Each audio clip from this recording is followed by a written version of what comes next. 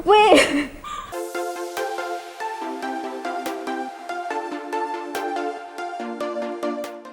Bila kita cakap tentang hantu asrama, rata-rata asrama dekat Malaysia ni ada cerita hantu yang sama. Tak kisahlah hantu dewa makan ke, hantu bilik basuh ke, tak kisah juga asrama tu dekat Selangor ke, kat Perak ke, Negeri Sembilan ke, semua cerita yang sama. And time tu Mira macam terfikir, ya ke yang sini cerita? Tantah dorang cerita tu sebab nak takutkan kita kan? Sampailah benda tu jadi dekat Mira sendiri. Okay, time tu Mira form 5 tak silap. Dekat asrama Mira, kalau dom, kalau budak asrama kita pergi dom tau. Dom tu adalah bilik tidur. So dom untuk Mira dan Mira form 5, satu dom tu hanya untuk budak periksa. Maksudnya budak form 3, form 5 and form 6 akan duduk satu dom. Sebenarnya senang kalau seorang nak stay up, macam tak terganggu lah. So orang lain pun akan stay up yang sama, faham tak? And nak dijadikan cerita, ada satu hari tu tak semua orang stay up. Biasanya kita orang memang akan stay up. Hari-hari kita orang akan stay up. Bila kalau tak study, stay up untuk buat kerja sekolah. Biasa asrama ke mana-mana pun mesti kita buat kerja last minute kan. Tapi hari tu tak ada semua orang pun stay up. So dekat asrama, dekat mana-mana pun asrama, kita akan ada peraturan light off kan. Macam light off sebelum pukul 12 ke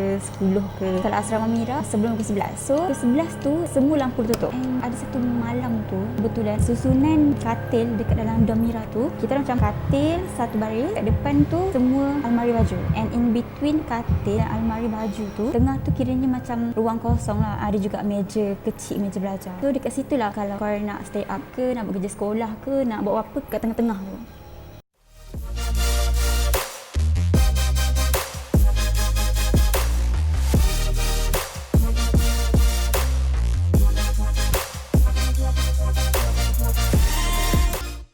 So suatu malam tu kita orang semua tidur awal. And then pukul 2-3 pagi Mira duduk katil dua hujung tau. So katil sebelah Mira yang hujung sekali tu adalah senior dom Mira. Dia kakak form 6. So akak tu pukul 2-3 pagi dia terjaga. And then dia ternampak ada seorang yang dia rasa macam kawan Mira masuk kat dalam dom tu tau.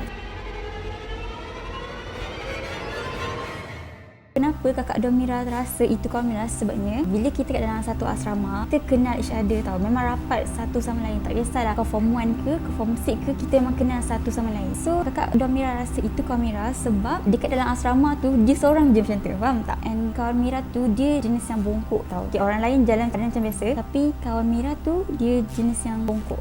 So sebab kawan Mira tu dia lah salah satunya yang bongkok. Tak adalah obvious sangat, tapi dia memang nampak lah bongkok tu asrama. Jadinya dom Mira tu rasa, oh itu dia. Okay, nama dia Aina, bukan nama sebenar. So bila Aina ni masuk dalam bilik kita orang, dia pergi dekat seorang kawan Mira ni. Okay, kebetulan pula malam tu ada seorang kawan Mira ni, dia tidur tau kat bawah. Tak sure sama ada dia dengan Sadi ke apa ke, tapi dia tertidur lah kat bawah. And Aina tu pergi dekat kawan Mira tu, lama gila dia tengok muka kawan Mira tu. Contohnya kawan Mira tengah baring tau. And Aina tu dia membongkok tengok kawan Mira macam tu. Like, lama gila. Sampaikan kakak dom Mira ni macam pelik lah. Kau kenapa ke duduk situ dah lama? Macam kau kenapa tengok orang tu lama-lama kan? Macam something. Memanglah katakan gelap juga sebabnya kan dah light off. And kakak dom Mira tu nampak bayangan tiga seseorang tu melalui lampu koridor je. Jadi Aina tu tenung kawan Mira tu lama sangat. Lepas tu bila dia dah habis tenung tu, after a while dia pergi dekat seorang-seorang, katil seorang-seorang, dia tengok sampai je dekat katil Mira dengan kakak dom Mira ni, dia tak stop tapi dia terus jalan je depan kita orang. And then benda tu jadi dalam bukannya seminit dua tau, dia jadi mungkin dah 10 minit, faham tak? So kalau nak kata kita ni nak mamai, 10 minit tu adalah jangka masa yang lama untuk seseorang mamai, faham tak? So Kak Dom Mira ni dia rasa panggil kawan Mira tu tapi tak terpanggil. Macam ada something yang hold her back untuk dia panggil kawan Mira tu. So Mira tak ingat dah kesedaran macam mana kawan Mira tu keluar daripada bilik tu. Tapi bila fikir balik, kalau ada orang buka dan tutup pintu dom kita orang tu, dia akan bunyi tau. Sebab pintu tu adalah pintu yang berat, like serious berat gila. And even kalau kita buka slow-slow lemah lembut pun pintu tu akan bunyi. Tapi bayangkan malam tu tak bunyi. Pasti kalau dia masuk dan keluar, maksudnya akan ada dua bunyi kan. Tapi tak ada langsung bunyi. Bila benda tu jadi, kita orang tak cerita dekat sesiapa tau. Sebab macam kita orang just macam okay, kita-kita je, jangan bagi tahu siapa lah. Macam tu lah. Sebab kita tak nak freak out di junior. Junior macam ya tahu lah junior kan cik. Tapi nak jadikan cerita, dalam minggu yang sama, makcik Kat tu ada nampak seorang perempuan yang dia tak nampak lah muda ke tua, dia tak nampak. Yang pasti itu perempuan keluar daripada pintu bilik dan jalan dekat koridor. Time tu pukul 3 pagi. Makcik tu macam pelik, kenapa tak ada bunyi pintu bilik tutup buka, tapi nampak ada orang jalan dekat koridor di mana dom Mira ada, faham tak? Macam dekat dalam asrama kita orang tu ada 3 tingkat, Mira tingkat yang kedua. So perempuan tu jalan mundar-mandir dekat koridor tu dekat tingkat kedua. So makcik Kat tu kiranya macam nak tengok lah perempuan tu kan. Dia macam nak tanya kenapa duduk mundar-mandir dekat koridor malam-malam. Kononnya macam nak tegur macam tu lah. Tapi bila dia tengok perempuan tu dah tak ada. Macam mana perempuan tu pergi? Siapa perempuan tu? Macam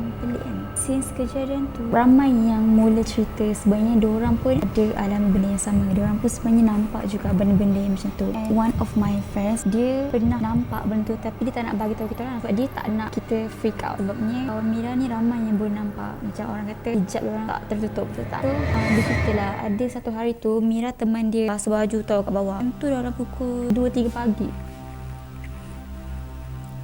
2-3 pagi macam tu. Mira dengan kakak Mira memang jenis yang akan basuh baju pagi-pagi sebab time tu tak ramai orang dan mesin basuh tak ada siapa guna. Macam tu lah rasionalnya. Tu nak jadikan cerita, time Mira tengah basuh baju dengan kawan Mira pukul 2 pagi macam tu, dekat mesin basuh tu dia belakang bangunan tau, and dekat sebelah bangunan asrama kita orang tu ada satu macam pondok, bukan pondok lah, macam rumah tapi tempat tu terbiar, yang dekat situ kita orang stack banyak-banyak kotak lah, katil yang tak pakai lah, kursi-kursi yang tak pakai, semua kat dalam situ lah, dekat situ. Kita orang nak balik naik ke dorm tu, kawan Mira tiba-tiba pandang dekat tempat tu and then dia bye-bye, dia cakap bye macam tu. Mira tentu pergi turun tu bertiga tau. So Mira dengan lagi 2 orang kawan Mira tu macam dah jom macam tu tak 2 pagi kau macam bye-bye kat siapa tu, macam takut kan. So kita orang terus okay dah lupakan benda tu. And then bila cerita pasal yang dah nampak-nampak ni semua dah tersebar tu asrama, kawan Mira cakap lah, kita orang tengah cerita pasal benda ni, sebenarnya ada sesuatu yang tengah bertenggek belakang badan kita orang. Daripada asalnya Mira tak percaya pun benda-benda macam ni, tapi bila benda tu betul-betul jadi dekat Mira, depan mata Mira sendiri, dia jadi macam sebenarnya benda-benda ni wujud and memang ada dekat sekeliling kita. Cumanya bersyukur Allah tak buka hijab kita, sebabnya kalau Allah buka mungkin kita nak handle macam mana rupa dia dah bentuk dia kan. So jangan terlampau meninggi diri, sebabnya benda-benda tu sebenarnya wujud and kita kena percaya yang benda tu wujud. So kalau korang ada pengalaman dan cerita yang macam Mira semasa korang dekat asrama ke dekat mana-mana je lah yang melibatkan makhluk gaib ni, sila reply and comment sebab Mira nak tahu sebenarnya Mira bukan keseorangan. Okay, bye.